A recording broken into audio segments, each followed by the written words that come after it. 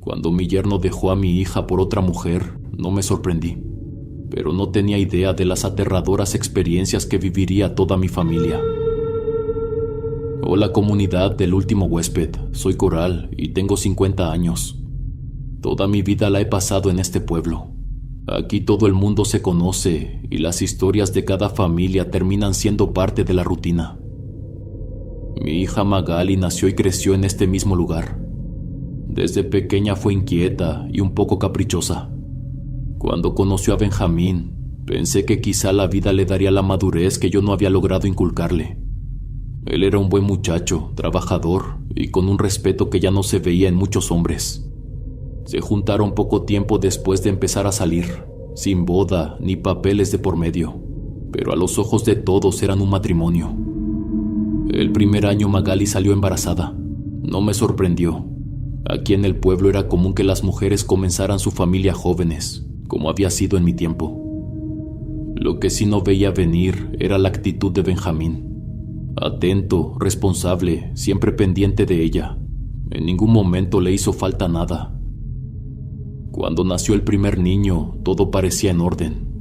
Su esposo trabajaba desde temprano en las huertas de su padre y volvía por la tarde, cansado, pero con ganas de estar con su familia. Parecía feliz. Pocos meses después, mi hija quedó embarazada otra vez. Para cuando cumplieron 3 años juntos, ya tenían 2 hijos. Fue entonces cuando empecé a ver cosas que me inquietaban. Yo sabía que ser madre no era fácil, pero Magali exageraba. Desde el principio mostró desinterés por sus hijos. Le daba asco cambiar pañales y siempre me llamaba a mí para que lo hiciera. Decía que no podía con el olor, que le daban ganas de vomitar. Pensé que con el tiempo se acostumbraría, pero no fue así. Ni siquiera los quería bañar. Me fui dando cuenta de que más que cuidarlos parecía que le estorbaban. No quiero decir que todas las mujeres deban estar encadenadas a la casa y los hijos, pero al menos deberían preocuparse por ellos. Magali no lo hacía. Si los niños lloraban me buscaba a mí.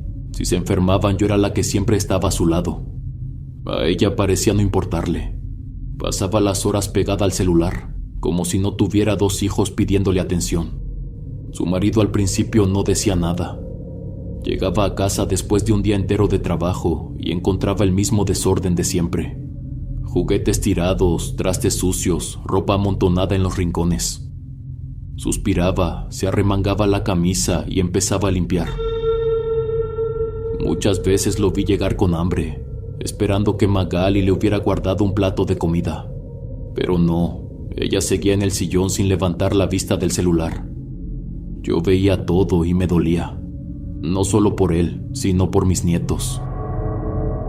Intenté hablar con mi hija muchas veces, pero siempre se ofendía. Decía que nadie tenía derecho a decirle cómo vivir su vida, que ella no era sirvienta de nadie. Pero no se trataba de ser sirvienta, se trataba de ser madre. Ella no tenía ninguna otra obligación. Mi yerno era quien trabajaba, a veces era quien bañaba a los niños, incluso intentaba darles de comer. Él sí parecía hacer su papel de padre, mejor que muchos hombres que yo conocía. Una tarde, cuando los niños dormían y Benjamín aún no regresaba del trabajo, aproveché para hablar con Magali. No era la primera vez que lo intentaba, pero esta vez no quería rodeos. Me senté frente a ella y con mucha paciencia le dije que tenía que ver por sus hijos, que ya no era una niña, que su vida había cambiado desde el momento en que se convirtió en madre. Le recordé lo afortunada que era. Benjamín no era un hombre flojo ni desobligado. Se partía el lomo desde la madrugada en las huertas para que a ella y a los niños no les faltara nada. Era atento, paciente, y aún después de un día entero de trabajo, llegaba a casa y se ponía a hacer lo que ella no hacía. Le pregunté si alguna vez se había puesto en su lugar, si había pensado en cómo debía sentirse al llegar a casa con hambre y encontrar todo hecho un desastre, sin siquiera un plato de comida caliente. Mi hija suspiró con fastidio y rodó los ojos, como si lo que le estaba diciendo no tuviera importancia. Sin soltar el celular, me dijo que su esposo tenía la responsabilidad de mantenerla, que para eso era el hombre de la casa, para que nada les faltara. Sentí un calor subir por mi pecho. Me mordí la lengua para no decirle algo de lo que me arrepintiera y respiré profundo antes de responderle. Tienes razón, le dije. Es su responsabilidad que no les falte nada y hasta ahora lo ha cumplido. Pero tú también tienes responsabilidades. Si no quieres trabajar, al menos deberías hacerte cargo de tu casa, de mis nietos. Si sigues así, tu marido te va a dejar. Por un momento pensé que mis palabras le harían reaccionar, pero cruzó los brazos y siguió sin hacerme caso. No insistí más, sabía que no iba a escucharme, pero dentro de mí sentí una angustia que no me dejaba tranquila. Algo me decía que esto no iba a terminar bien, que por más que mi yerno fuera paciente, por más que intentara sostener el peso de todo, nadie aguanta para siempre. 6 meses después, ocurrió lo que yo más temía. Magali llegó a casa destrozada, con los niños asustados de verla llorar sin consuelo. Apenas cruzó la puerta, se desplomó en el sillón, sollozando como si se le fuera la vida en ello. Entre lágrimas y palabras entrecortadas, nos dijo lo que había pasado. Benjamín la había engañado. No con cualquiera, sino con una muchacha del pueblo, una joven de unos 22 años que ya tenía una hija. Su novio había fallecido hace tiempo y desde entonces ella criaba sola a la niña.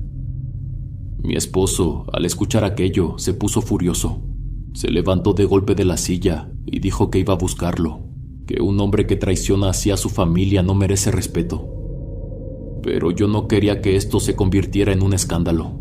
Nada iba a cambiar con golpes ni gritos.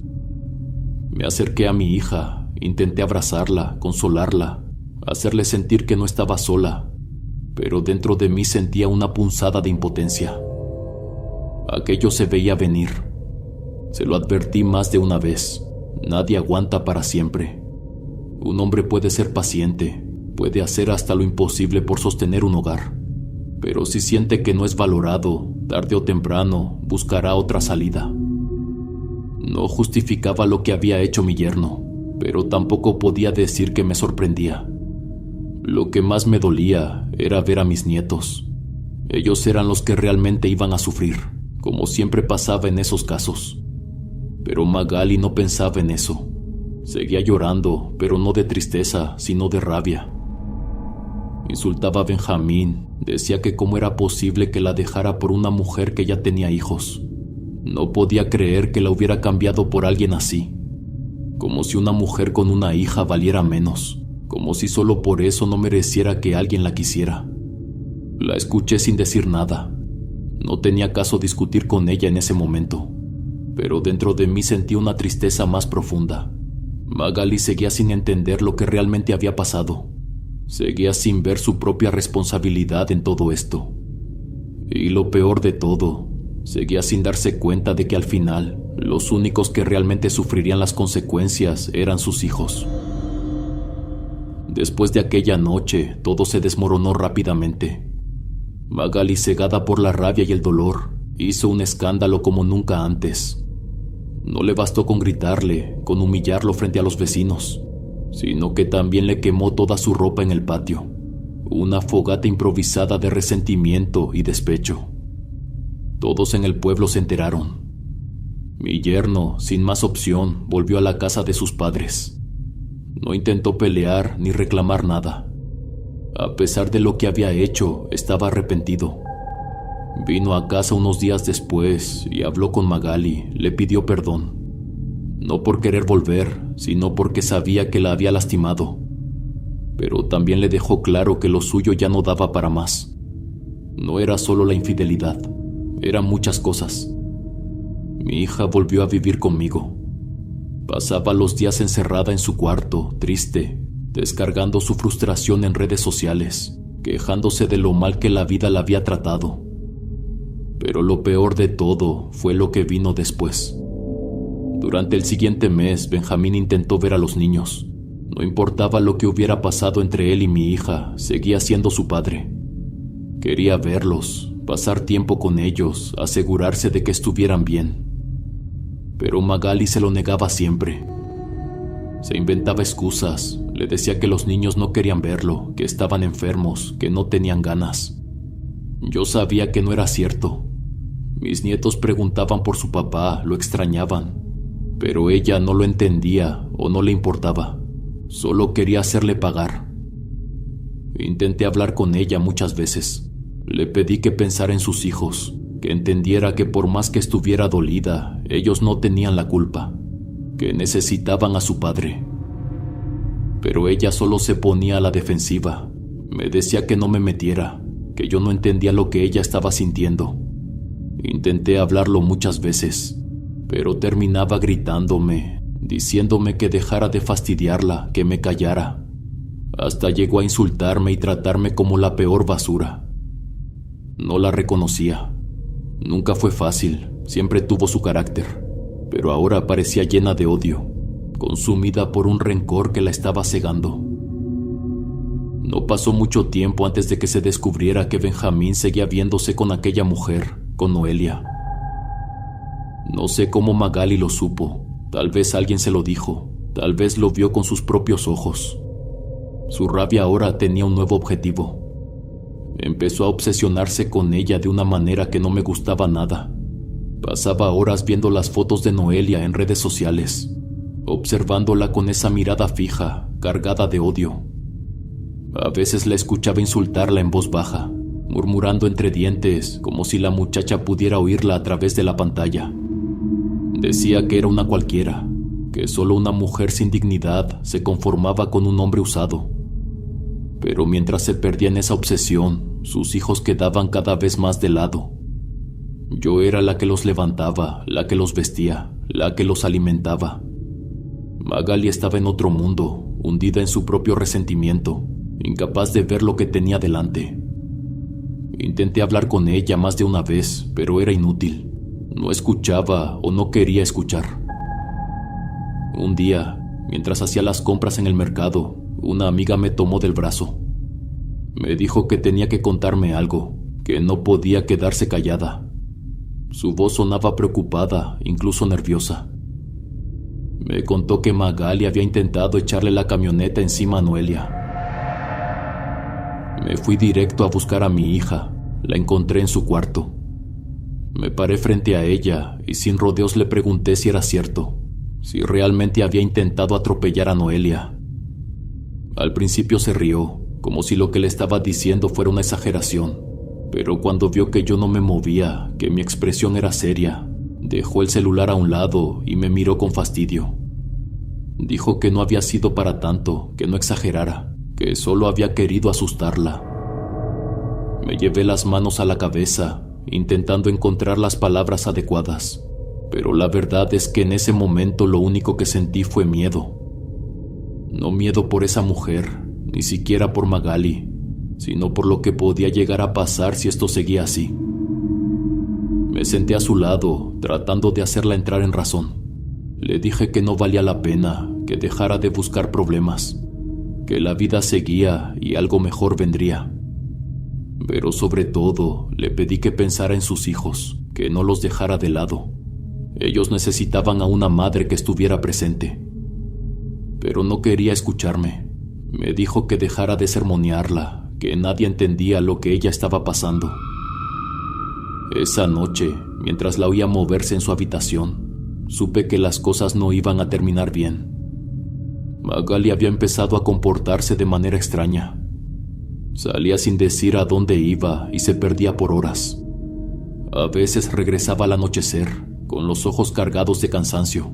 Otras veces volvía con una energía extraña, pero nunca decía nada. Si le preguntaba dónde había estado, apenas si me miraba de reojo y soltaba un por ahí, o simplemente fingía que no había escuchado. Mientras tanto, yo seguía siendo la única que cuidaba de los niños. Me angustiaba verlos crecer en medio de esta situación, con su madre cada vez más ausente y su padre alejado por las decisiones de ella. Le pedí a mi esposo que hablara con nuestra hija. A lo mejor si él le decía algo podría hacerla entrar en razón. Pero siempre había sido un hombre callado, de esos que prefieren evitar la confrontación. Me dijo que no quería meterse, que nuestra hija era adulta y que ya debía saber lo que hacía. Nunca le comentó nada directamente, nunca la enfrentó. Siempre fue más fácil quedarse callado y esperar que las cosas se arreglaran solas. Yo no podía hacer eso. Sabía que algo no estaba bien. Una tarde, por puro descuido, me enteré de la verdad. Estaba en la cocina cuando escuché que Magali hablaba por teléfono con una amiga en la sala. Al principio no presté atención. Era la misma conversación de siempre. Quejas sobre su vida, sobre Benjamín, sobre lo injusto que era todo. Pero entonces oí algo que me hizo detenerme en seco. El brujo me dijo que va a ayudarme, comentó mi hija. Sentí un escalofrío. No quise alarmarme de inmediato. No todos los que iban con brujos lo hacían por cosas malas. Aquí en el pueblo había gente que buscaba limpias o ayuda para cuestiones personales. Pero yo nunca confié en esas cosas. Creía que lo mejor era dejar que la vida tomara su curso, no intentar manipularla. Meterse en eso siempre tenía consecuencias, y muchas veces, cuando uno menos lo esperaba, se regresaba. Esperé a que terminara la llamada y fui directamente a hablar con ella. Le pregunté sin vueltas qué estaba haciendo, si era cierto que estaba yendo con un brujo. Como siempre, su primera reacción fue ponerse a la defensiva. «No te metas en mi vida», me dijo como si yo fuera una desconocida. Respiré profundo intentando contener la rabia. Le dije que tenía todo el derecho de saberlo, no solo porque era su madre, sino porque yo era la que estaba criando a sus hijos, mientras ella se perdía en su odio y su rencor. Que ya estaba cansada de verla actuar como una niña, que era hora de que se comportara como una mujer. Ella me miró con fastidio. «Solo es para hacerme una limpia, nada más», me respondió, pero no me convenció. La miré con seriedad y le advertí que la brujería no era un juego, que esas cosas se regresaban y muchas veces terminaban lastimando a las personas que más queríamos. Por primera vez en mucho tiempo, Magali se quedó callada. No insistí más. Sabía que si la presionaba, lo único que lograría era que se cerrara por completo.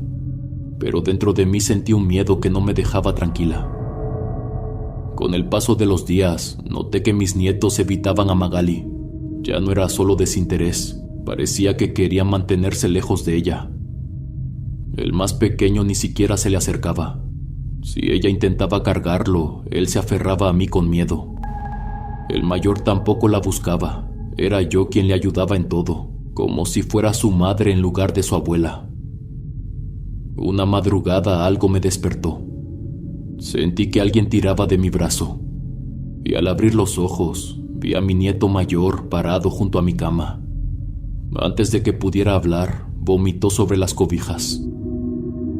Lo llevé al baño como pude. Su respiración era agitada y tenía los ojitos vidriosos, como si estuviera a punto de desmayarse. Durante las siguientes semanas, los dos niños comenzaron a enfermarse con más facilidad, uno tras otro. Primero fiebre, luego tos, después vómito, dolores de estómago, escalofríos sin razón aparente. Los llevé al médico del pueblo, pero no encontraron nada grave. Me decían que eran virus, que el clima podía afectarlos. Nunca se habían enfermado así, nunca habían estado tan frágiles. Todo tomó un giro más oscuro cuando supe que la niña de Noelia había fallecido. Me enteré porque alguien mencionó que la iban a velar en su casa. No podía creerlo. Dicen que todo pasó en cuestión de 15 días. Primero empezó con fiebre, después vinieron los vómitos, el malestar general. Luego vinieron las convulsiones. Se decía que lloraba de dolor, que gritaba pidiéndole a su madre que la ayudara. Pero ni siquiera los doctores encontraron el motivo. En el pueblo no se hablaba de otra cosa. Todos contaban lo mismo. La niña se había ido apagando, hasta que una noche simplemente dejó de respirar. Los vecinos decían que la pequeña lloraba como si el mundo se le viniera encima, que sus gritos en la madrugada eran insoportables. Nadie podía consolarla. Se sintió una tristeza pesada en la comunidad.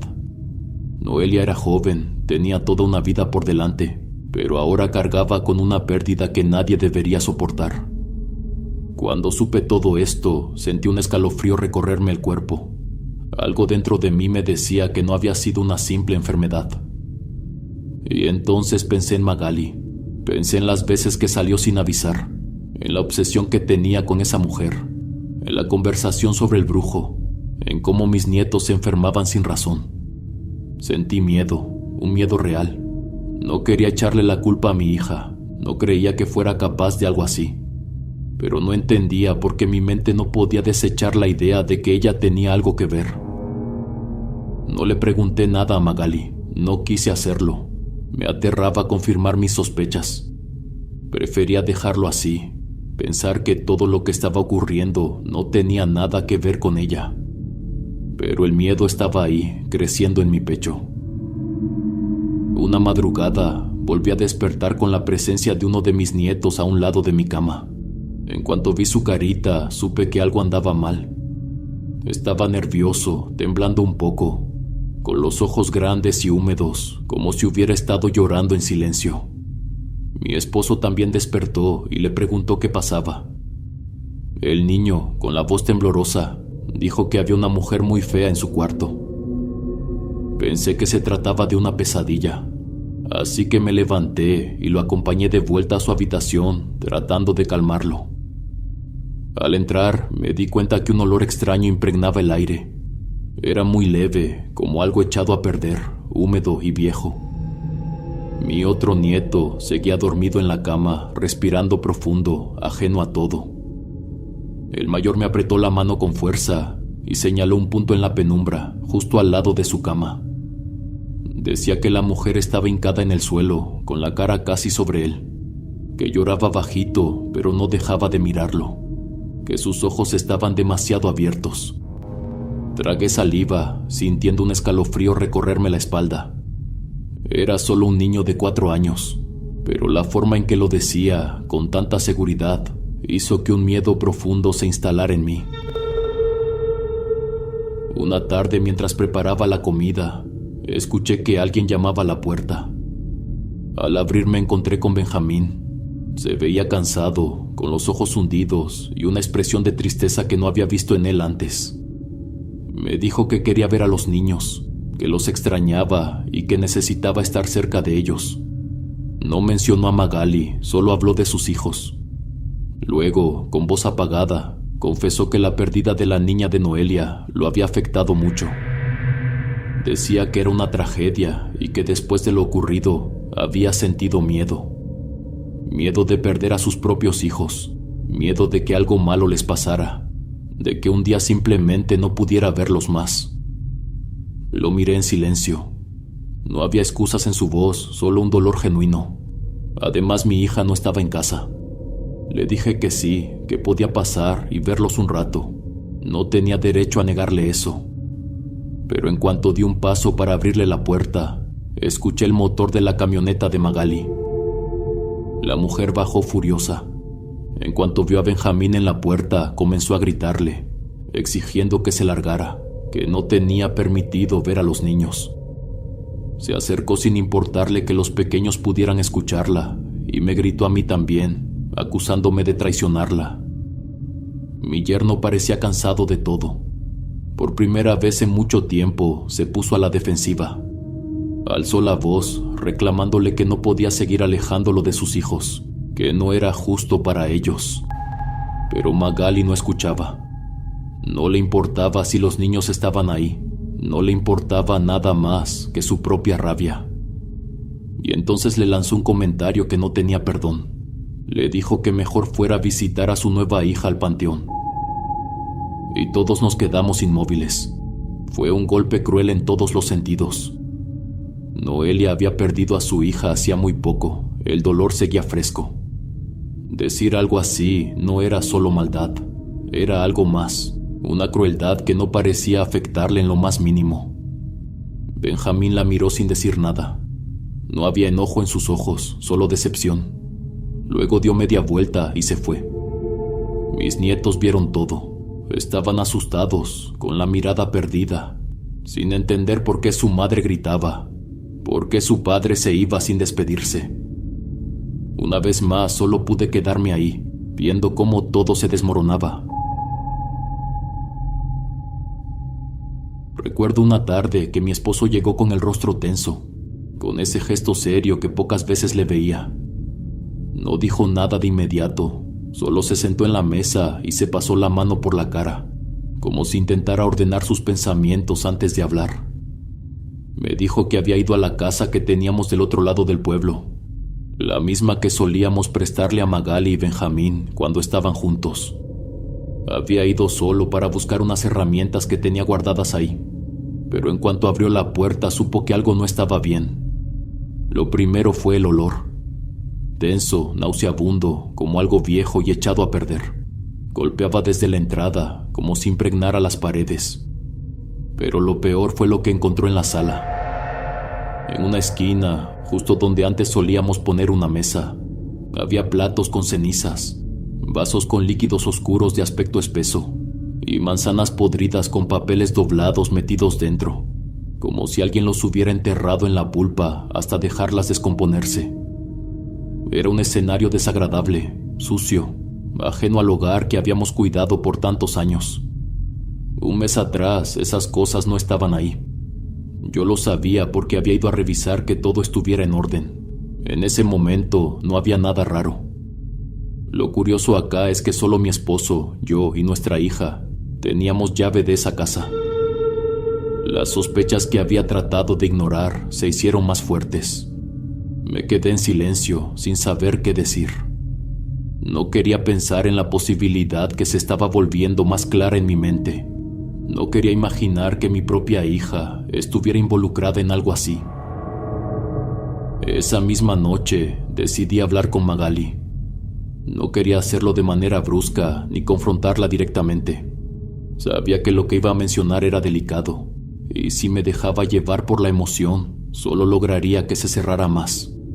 Así que respiré profundo, traté de mantener la calma, y la llamé para que se sentara conmigo en la sala. Le pregunté, con el tono más neutro que pude, si el altar en la casa era suyo, si ella había puesto esas cosas ahí. No lo negó, ni siquiera se sorprendió de que lo supiera. Con total tranquilidad me dijo que era un ritual para traer la buena suerte. Me quedé en silencio un momento. No esperaba que lo admitiera tan fácil. La observé con más detalle y entonces noté algo que no había querido ver antes.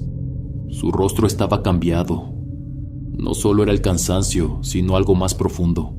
Su piel se veía más pálida, con un matiz enfermizo. Tenía la mirada vacía, apagada. Sentí un escalofrío recorrerme la espalda.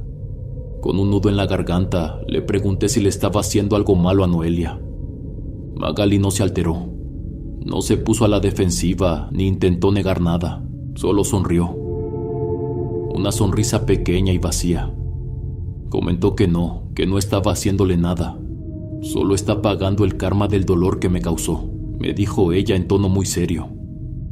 Su voz fue tranquila, sin rabia ni resentimiento, como si realmente creyera que todo lo que estaba pasando era justo, como si el fallecimiento de una niña inocente fuera parte de un equilibrio natural, algo que simplemente debía suceder. Mi corazón latía con fuerza. Magali seguía allí, sentada frente a mí, pero por primera vez tuve la sensación de que ya no era la misma persona que había criado. Algo en ella se había torcido. Mi hija estaba cada vez más irritable. Sus cambios de humor eran bruscos, no tenía paciencia para nada y parecía molesta con el simple hecho de existir. No soportaba a sus hijos, los regañaba por cualquier cosa y nada de lo que hacían le parecía bien. El más pequeño, con su cuerpecito debilitado por la constante fiebre, solía llorar a menudo. Su llanto la exasperaba, le provocaba enojo en lugar de compasión. Una tarde, mientras la casa estaba en silencio y solo se escuchaban los sollozos entrecortados del niño, Magali se levantó de golpe de la silla. Caminó con pasos pesados hasta donde él estaba y sin delicadeza lo alzó en brazos. Mi nieto seguía llorando, pero ella no intentó calmarlo, no le habló con ternura ni lo meció. Su expresión era dura, su mirada vacía. Cruzó la casa sin detenerse, llevándolo con fuerza contra su pecho. Yo la seguí pidiéndole que dejara al pequeño en paz. Entró a la cocina y lo colocó sobre su cadera, sujetándolo con un solo brazo. Con la otra mano encendió la estufa. La llama azul parpadeó en la hornilla, chisporroteando levemente. La mujer no dudó. Sujetó las manitas del niño, pequeñas e indefensas, y empezó a acercarlas al fuego. Su respiración era pesada, como si toda su frustración estuviera contenida en ese momento. No parecía estar en sí. Su expresión no era la de una madre, sino la de alguien que había perdido completamente la razón. Le grité y me acerqué rápidamente. Mi esposo apareció en la puerta. Su voz estalló en la cocina con un rugido de ira y desesperación.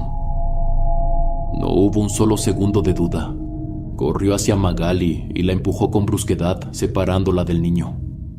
En un solo movimiento, arrancó al pequeño de sus brazos y lo estrechó contra su pecho, cubriéndolo con su cuerpo, como si aún sintiera la necesidad de protegerlo del peligro.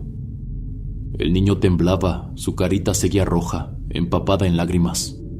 Se aferró al cuello de su abuelo con todas sus fuerzas, sollozando en silencio, aún en estado de shock por lo que había ocurrido. Mi esposo, con los ojos inyectados de furia, le gritó a Magali como nunca antes lo había hecho. Su voz temblaba de dolor y rabia mientras le exigía saber qué le pasaba. ¿Cómo era posible que intentara hacerle algo así a su propio hijo? Ella no respondió, no lloró, no pidió perdón. Se quedó de pie, con los brazos colgando a los lados, observándolo todo con la mirada perdida. Su rostro estaba pálido, su expresión vacía, como si no comprendiera la magnitud de lo que acababa de hacer. Mi esposo tenía lágrimas en los ojos. Su respiración era entrecortada, su cuerpo entero tenso por la rabia y la impotencia. Desde aquella tarde, los niños empezaron a dormir en nuestro cuarto. No podía dejarlos solos con su madre después de lo que había pasado. Les hicimos un tendido en el suelo. Con el tiempo, parecía que sentían más seguridad estando cerca de nosotros. La casa se volvió silenciosa. Magali apenas hablaba, se encerraba en su cuarto, y cuando salía a la calle tardaba horas en volver. No intentaba acercarse a sus hijos, ni preguntaba por ellos. Hasta que una noche, el sonido de golpes en la pared nos despertó. Primero fue uno seco y fuerte, luego otro y otro más.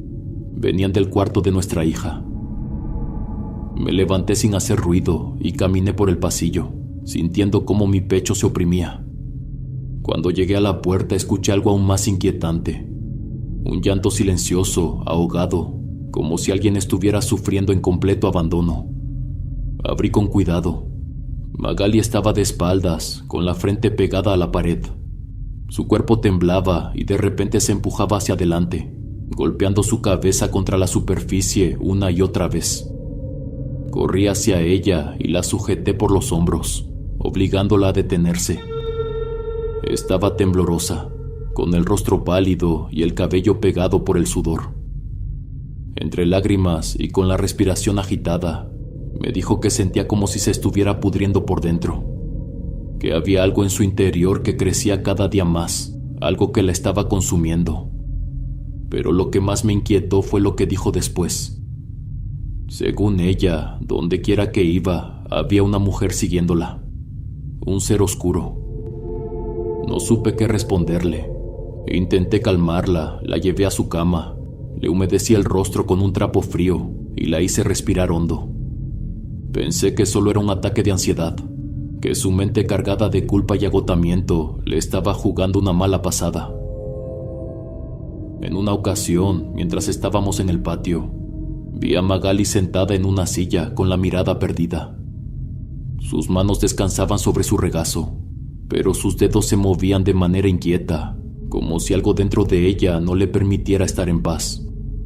El sol caía lentamente sobre los tejados, tiñendo todo con un tono anaranjado, pero ella parecía ausente, atrapada en pensamientos que no compartía con nadie.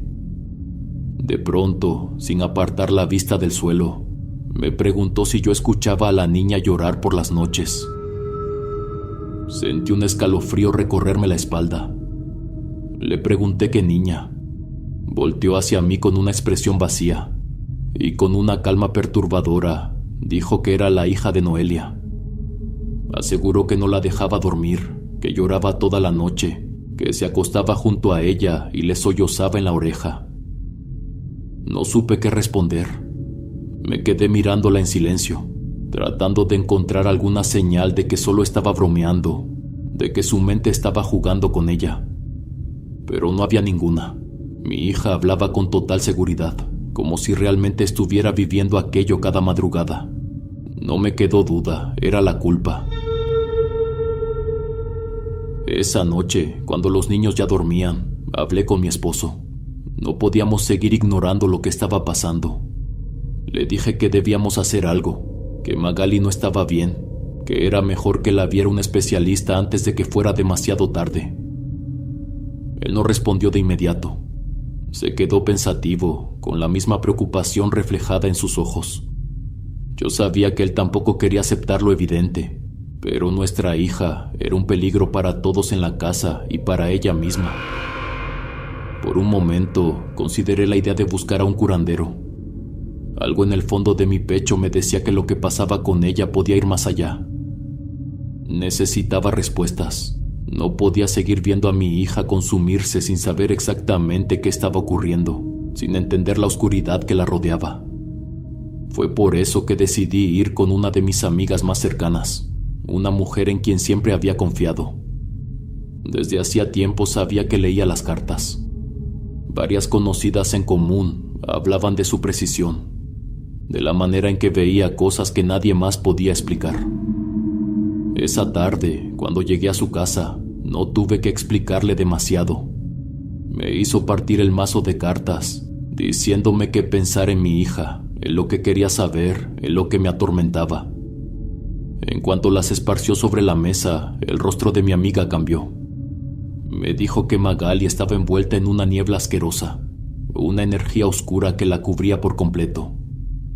No era un simple mal de ojo ni una mala racha. Era algo mucho más profundo, algo que se adhería a su ser como una enfermedad que avanzaba sin freno. Mencionó que mi hija cargaba una culpa enorme. Me dijo que le había hecho daño a un ser inocente, a un ángel de Dios. No había sido un error ni un impulso llevado por la desesperación. Lo que hizo lo hizo con intención, con la única finalidad de provocar sufrimiento. Lo supe en ese instante, aunque una parte de mí no quería aceptarlo. Magali había hecho brujería contra la niña de Noelia. No para limpiar su camino, no para traer algo bueno a su vida. Lo había hecho con la intención de causar dolor, de cobrar venganza por el odio que la consumía. Y ahora, esa misma energía, los mismos seres malignos que usó para hacer daño, estaban devorándola poco a poco. Mi amiga no quiso seguir. Dijo que no sabía cómo lidiar con algo así, que era un asunto demasiado grande para ella. Me recomendó a un curandero que conocía, a alguien que tal vez podría ayudar, pero dejó claro que debíamos actuar rápido. Sentí una tristeza muy grande, una decepción por mi hija. Fue como si algo se hubiera quebrado dentro de mí. Después de todo lo que había pasado, mi esposo y yo sabíamos que no podíamos seguir así. Magali ya no era capaz de cuidar a sus hijos. Ni siquiera los veía como lo que eran, niños inocentes que solo necesitaban amor y estabilidad. Seguíamos dándonos falsas esperanzas, creyendo que podía mejorar, pero la verdad era otra. Tomamos la decisión más difícil, pero la única correcta. Los niños debían irse con su padre. Benjamín seguía siendo un buen hombre. Nunca dejó de preocuparse por ellos. Y ahora que las cosas con mi hija habían llegado a este punto, sabíamos que con él estaría mejor. Cuando se lo dijimos a mi yerno, su reacción fue la esperada. Al principio no supo qué decir. Nos miró con la seriedad de alguien que llevaba tiempo esperando esta oportunidad, y prometió que haría todo lo posible por darles la vida que merecían. Pero cuando Magali lo supo, todo se descontroló. Golpeó la mesa, tiró todo lo que encontró a su paso. Se llevó las manos al cabello, jalándoselo con fuerza, y comenzó a caminar de un lado a otro como un animal enjaulado. Su respiración era agitada y su mirada desorbitada. Gritaba que no podían hacerle eso, que sus hijos eran suyos, que ese hombre no tenía derecho de verlos, que prefería verlos sin vida antes de que se los llevaran. Mi piel se erizó al escucharla decir eso. Intenté hablarle, pero en cuanto me acerqué, me empujó con fuerza, como si la rabia la hubiera poseído por completo. Fue mi esposo quien la detuvo. Con la voz firme, le ordenó que se calmara. Le recordó que los niños necesitaban estar bien, que esto no se trataba de castigarla, sino de protegerlos. Ella forcejeó un poco, pero mi marido la sostuvo fuerte. Poco a poco su cuerpo empezó a temblar, y en lugar de seguir peleando, se derrumbó. Se dejó caer al suelo, llorando, sollozando como si la hubieran partido en dos. Pero por más que doliera verla así, yo sabía que era lo mejor. Mis nietos estaban mejor con su padre. El día en que llevamos a Magali con el curandero, supe que no había vuelta atrás. Su estado ya no era el de una persona enferma, ya no eran simples delirios ni arranques de ira. Mi esposo manejaba en silencio, con la mirada fija en la carretera, mientras yo iba sentada a su lado, sintiendo el peso de todo lo que estaba ocurriendo. Mi hija estaba en la parte trasera, con la cabeza inclinada y los ojos perdidos en algún punto invisible frente a ella. Al principio pensé que dormía, pero pronto noté que sus labios se movían, susurrando algo que no alcanzaba a comprender. Giré la cabeza para verla mejor, y fue entonces cuando lo noté. Tenía los brazos doblados frente a ella, como si estuviera sosteniendo algo entre sus manos. Su respiración era pausada y se mecía levemente, como si arrullara a un bebé. No tardé en escuchar lo que decía. Murmuraba con dulzura, como una madre que intenta calmar a su hijo. Sus palabras estaban llenas de cariño, de una ternura que jamás había mostrado con sus propios niños. Decía que la niña de Noelia estaba con ella, que la estaba cuidando, que ya no tenía que preocuparse por nada. Sonreía mientras hablaba, sus ojos brillaban con una emoción sincera, como si de verdad creyera que la tenía en sus brazos. Mi cuerpo se tensó, no sabía qué hacer. La escuché decir que la pequeña se veía hermosa, que su piel estaba casi azulada, que parecía un angelito dormido. Su voz se quebró de la emoción cuando susurró que nunca la dejaría sola, que ahora ella era su mamá y que nadie podría separarlas. Quise gritarle, sacudirla, hacerla reaccionar, pero no pude. Solo me quedé ahí, escuchando su voz, sintiendo cómo un miedo profundo se apoderaba de mí. El resto del camino se sintió eterno. Mi esposo no dijo nada, pero sus nudillos blancos sobre el volante dejaban en claro que había escuchado cada palabra. Cuando llegamos con el curandero, el hombre nos recibió con calma y nos aseguró que haría todo lo posible por ayudarla. Dijo que su estado no era definitivo, que aún había una oportunidad de traerla de vuelta. Pero en el fondo de mi pecho, algo me decía que ya era demasiado tarde. Los días pasaron y el tratamiento del curandero no mostró resultados. Magali no mejoró. Al contrario, empeoró. Sus crisis de ira desaparecieron, pero no porque estuviera recuperándose. Ya no gritaba, ya no golpeaba las paredes ni lanzaba cosas al suelo. En su lugar se la pasaba jugando con la niña de Noelia. Hablaba con ella durante horas. Se sentaba en el suelo, meciéndose suavemente, arrullándola con una ternura que nunca tuvo con sus propios hijos. Con las manos en el aire, fingía peinarle el cabello, acariciar su rostro, limpiarle las mejillas con la yema de los dedos. A veces tomaba una cuchara y la llevaba hasta la nada, como si estuviera dándole de comer. Sus labios se curvaban en una sonrisa dulce, y después de un momento, limpiaba lo que suponía que era el resto de comida en su boca. Todo su cuerpo reaccionaba a una presencia invisible. Era insoportable de ver. Mi hija había llegado a un punto en el que ya no se podía considerar una víctima. No podía procesar lo que había hecho. No podía entender cómo había sido capaz de arruinar tantas vidas por un odio que ella misma se provocó. Ambos sabíamos que nuestra hija ya no existía. Solo quedaba una mujer rota, corrompida por su propia maldad. El curandero intentó muchas cosas, pero en algún punto dejó de insistir. Nos habló de energías que no podían ser limpiadas, de almas que ya estaban demasiado contaminadas como para encontrar la luz. No dijo las palabras exactas, pero lo entendimos perfectamente. Magali ya no tenía salvación. Sus hijos estaban bien con Benjamín, pero mientras ella siguiera con nosotros, nunca podríamos volver a estar tranquilos. A pesar de todo, me dolía mucho. Me preguntaba qué había hecho mal como madre, en qué momento mi hija se había perdido. La culpa me carcomía. No importaba cuántas veces intentara decirme que esto no era mi responsabilidad, que Magali había tomado sus propias decisiones. Era mi hija, y verla en ese estado me desgarraba en lo más profundo del corazón. A pesar de todo el daño que había causado, yo aún la amaba. Tal vez eso era lo que más me dolía. No podía mirarla sin recordar a la niña que fui criando, la pequeña que alguna vez corrió por esta misma casa riendo, la que se aferraba a mi falda cuando tenía miedo. Cada día estaba más débil. Dejaba de comer, se negaba a probar bocado. Se quedaba sentada durante horas en el mismo rincón, con la cabeza gacha, murmurando cosas para ella misma. A veces ni siquiera respondía cuando le hablábamos.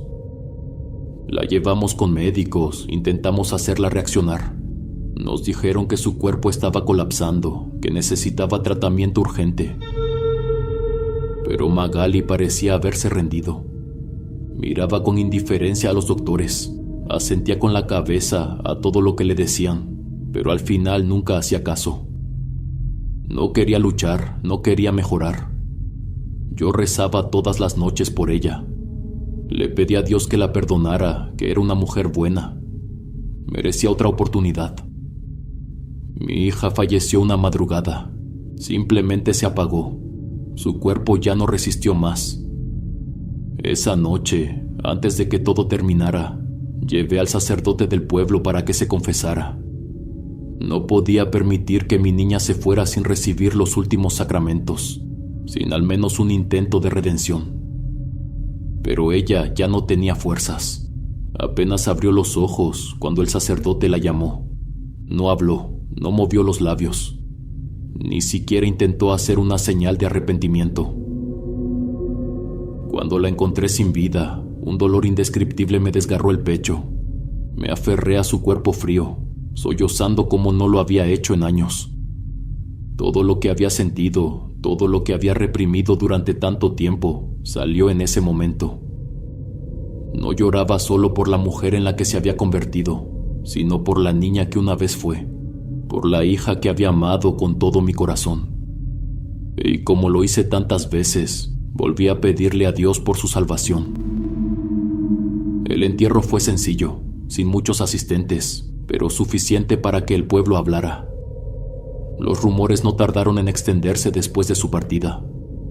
Se decían muchas cosas, algunas exageradas, otras tal vez más cercanas a la verdad de lo que cualquiera quisiera admitir. Hubo quienes aseguraban que Magali había hecho brujería contra Noelia y que por eso su niña había fallecido. Otros decían que se había condenado a sí misma con las cosas en las que se metió. También estaban los que hablaban con lástima, que decían que simplemente estaba enferma. Pero al final todo quedó en eso, en rumores. Los años pasaron y aunque la herida nunca desapareció por completo, la vida siguió su curso. Mis nietos crecieron lejos de ella, bajo el cuidado de su padre. Se convirtieron en hombres tranquilos, responsables, trabajadores. Cada uno formó su propia vida, con familias y sueños distintos, lejos de la sombra de lo que alguna vez pasó en esta casa. Aunque nunca volvimos a hablar mucho del tema, sé que tienen recuerdos de su madre, y afortunadamente, según ellos, son recuerdos bonitos. A veces me sorprende la manera en que la mente se protege del dolor. A pesar de haber sido testigos de tanto, lograron guardar una imagen de su madre que no está manchada por la locura y el horror de sus últimos meses. Tal vez porque eran muy niños cuando todo se desmoronó, o tal vez porque en el fondo todos necesitamos encontrar algo de luz en las sombras del pasado. Benjamín ha estado siempre al pendiente de ellos. Nunca se alejó, nunca los descuidó.